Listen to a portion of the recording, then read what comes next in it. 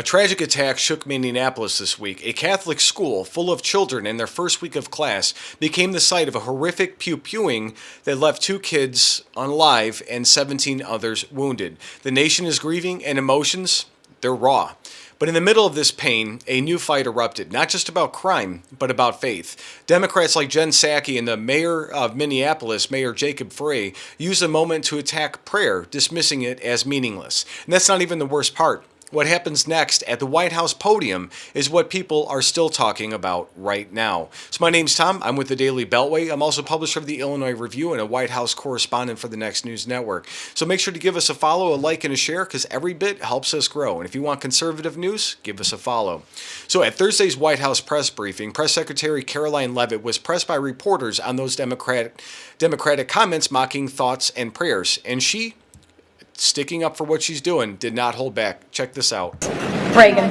Thanks, Caroline. I have 2 questions for you. Sure. Democrats, including former White House Press Secretary Jen Psaki and Minneapolis Mayor Jacob Frey, attacked prayer and pushed gun control in the aftermath of yesterday's shooting. What's the White House's response to their comments? Yes, I saw the comments of my predecessor, Ms. Psaki, and frankly, I think they're incredibly insensitive and disrespectful to the tens of millions of Americans of faith across this country who believe in the power of prayer, who believe that prayer works, and who believe that in a time of mourning like this, when beautiful young children were killed while praying in a church, it's utterly disrespectful to deride the power of prayer in this country, and it's disrespectful to the millions of Americans of faith. And I would encourage Ms. Psaki to pray for these families themselves, who need it right now more than ever. My second question for you is that there have been media outlets who have glazed over the fact that the shooter was confused in their gender identity. Does the administration believe that this element needs to be investigated in the shooting? All of the elements are being investigated in the shooting, absolutely. Which is why part of the reason the FBI director came out and immediately confirmed that facet of the investigation. John.